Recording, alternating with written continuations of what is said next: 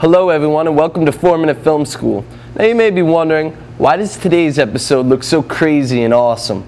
Well, the answer is simple. Our friends over at Vimeo let us borrow the 35mm adapter. What does that mean? Watch the episode to find out. Start the clock!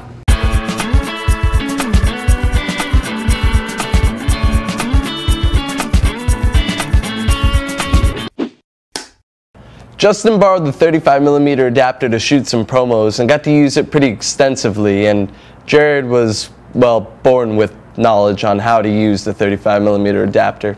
So let's get into asking them some questions.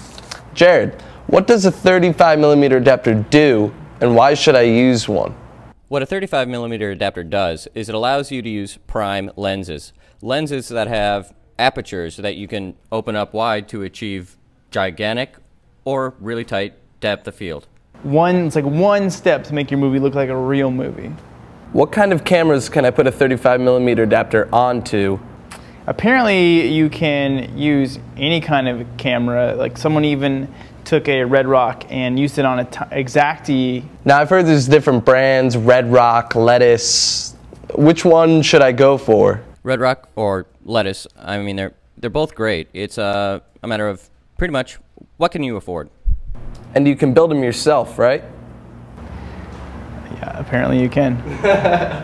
After hearing about the fact that purchasing a 35mm adapter is going to cost money, forum member Deadfish Productions said, "Ugh, buy things, ugh." Well, it is possible to build your own 35mm adapter, but unless you have all the parts already, it is going to run you about $200, give or take like 50 bucks. And forum member CPO Studios made a thread about a DIY 35mm adapter that he built, and if you look all over the web on YouTube, there's tons of tutorials for builds. Time for a promotional gap in between the episode. Eric, why are you crying? Because I don't have enough quick tips. Quick tips? How can you get more quick tips? I don't know.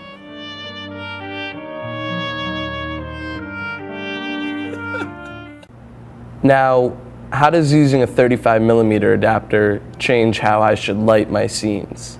Well, it's something that Jared said is that basically if you're going to go for a full film look, if you're going to have this kind of gear, then you really should go all out and have all the lights, have all the gels, take the time to set it up, because really so much about what makes a movie look a movie is the lighting. So this is just another addition to that. You can have great lighting and no lens and it can look amazing, or you can have a lens and no lighting and it'll just look okay. The combination of both those things is really what makes it awesome.